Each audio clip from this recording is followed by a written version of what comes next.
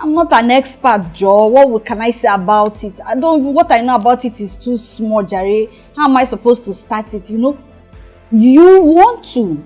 It's burning in your heart too.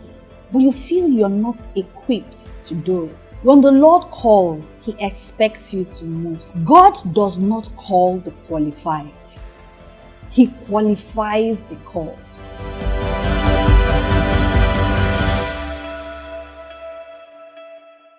Welcome back to the Walk with Stella series. I know I went missing for a while. I needed to restructure it and bring it back better. And this time it's back and better. In fact, it's a mandate that I have to do. So that's me saying welcome back once again to the Walk with Stella series.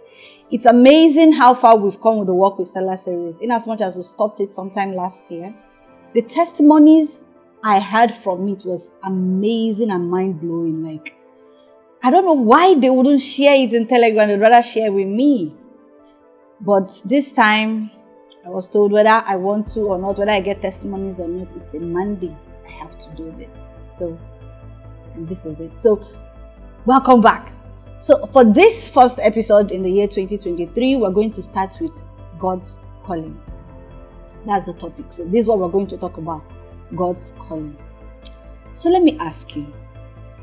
Has there been parts of your life where you feel you have to do something, like it's in your spirit, it's bugging you have to do it? Or you feel like, I'm not an expert, Joe. What can I say about it? What I know about it is too small, Jerry. How am I supposed to start it? You want to. It's burning in your heart too. But you feel you're not equipped to do it. God does not call the qualified. He qualifies the called. Listen to that again. God does not call the qualified. He qualifies the called. Let me give you examples in the Bible. So in Exodus, when the Lord sent Moses to liberate the Israelites from slavery, he felt he wasn't equipped to do that. He felt, who is he to actually go ahead to do this? I want you to read the Bible verse with me. Exodus chapter 4, verse 10 to 12. It says, "But Moses said, 'No, Lord, don't send me. I have never been a good speaker, and I haven't become one since you began to speak to me. I am a poor speaker, slow and hesitant.' The Lord said to him, 'Who gives man his mouth? Who makes him deaf or dumb? Who gives him sight or makes him blind? It is I, the Lord. Now go. I will help you to speak, and I will tell you what to say.'" When the Lord calls, He expects you to move. So I'm going to give you an example with myself. So let me take you back to what happened to me, right? So when it was in my spirit to start this beauty brand, or to start beauty entirely, I didn't understand it. Why? Why me? Like, I didn't even think about it like, why me? I saw it as a passing hobby. But it's something that kept burning in my spirit. Instead, I just turned it into a side hustle. But even before it became like any form of hustle for me, I felt like, I'm a medical lab scientist by profession. I practiced for 7 years, It's a good profession. It's a profession that when you're done with looking for a job is not so hard. Worst case scenario, you see yourself working in private labs, right? But it's a profession that you always see something to do. And funny thing, my family didn't understand it too. Why does this girl want to leave a lucrative profession for makeup? And it just wouldn't stop. That desire wouldn't just go away. I had to turn it into a side hustle. By turning it into a side hustle, the desire, it kept growing and growing and growing till the part where the Lord had to make me very uncomfortable in my government job. Government job is a big thing. But I had to get uncomfortable. I had to get pained. That I had to go back to Him and say, I am tired. What do I do next? And He says, make yourself happy.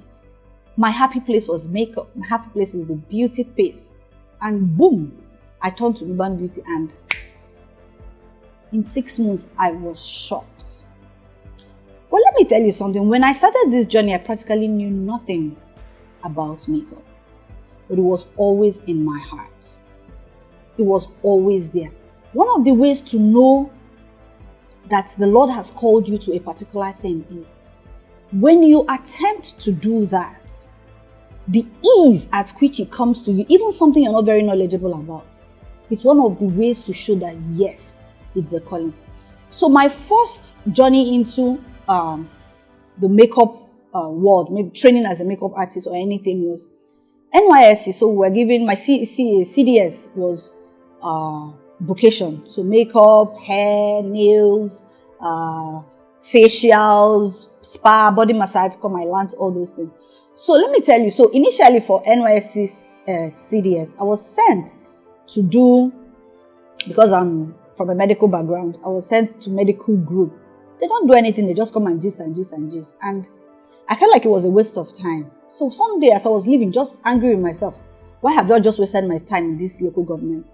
I came across a flyer saying vocation. I saw makeup, and it's something I've always wanted to do. I said, instead of coming to spend an entire day doing nothing, gisting and all that, I'd rather have doing something that I've always been in my heart. So I picked the flyer and I called them that I'm so bad. Can I come? They said, of course, we do a so day, and I show up. Guess what? Before I left, I told my husband I was switching from medical group to vocation. He was like, he looked at me, he didn't have anything to say to me. It's your time, right? Then I told the Lord that if really this is you, show me. So I show up that day, that is the day for the CDS. Because in my heart, I'm like, something that is off what I've always done. And in my heart, I was praying. I said, Lord, show me that this is where you want me to be. As I step into the room, within 5 minutes, the owner of the establishment comes in and says, yes, like I told you guys, the owner of Dark and Lovely will be coming, like I promised you guys, he will be here. It wasn't up to 10 minutes he said that. The owner of Dark and Lovely walks in. And he's like, oh, these are my students, vocation, they're learning this, they're learning that. So we got talking with the guy. That was my first day there. And we got talking with the guy and learning from him. And when it was time to leave, the guy says, all of you here, I'm going to pay for, I think it was 5 months or 7 months. I wasn't sure. Because actually, to do the program, you have to pay 5,000 from your allowance every month. 5,000 naira every month. So he gets up and says, okay, I'm going to pay for, I'm not sure. It was either 5 months or 7 months. I wasn't sure. But he paid for us all that was there. And we all greeted him and he left. And the owner of the establishment comes and says, who are you? He asked me. You just walked in today and from nowhere, something you weren't even around when it was being cooked up. The words were, a lot of people who knew about this didn't even come today. And you just walked in today and you're enjoying this. And I'm like, I just smiled. And I said in my heart, thank you, Father. I see you and I hear you.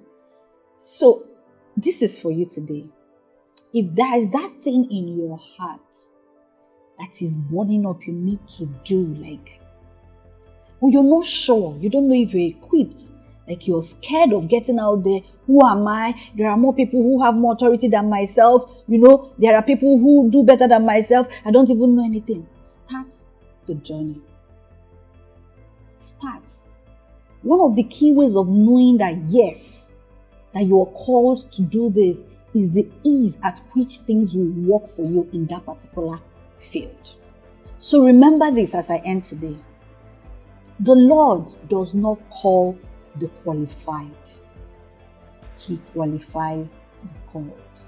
We'll come to the end of a Walk with Stella series for today. I hope this blessed your life. I hope this gives you a form of direction. Next week, we're going to be talking about what to do when you find your calling, right? What to do. See you all next week in the next episode of A Walk with Stella.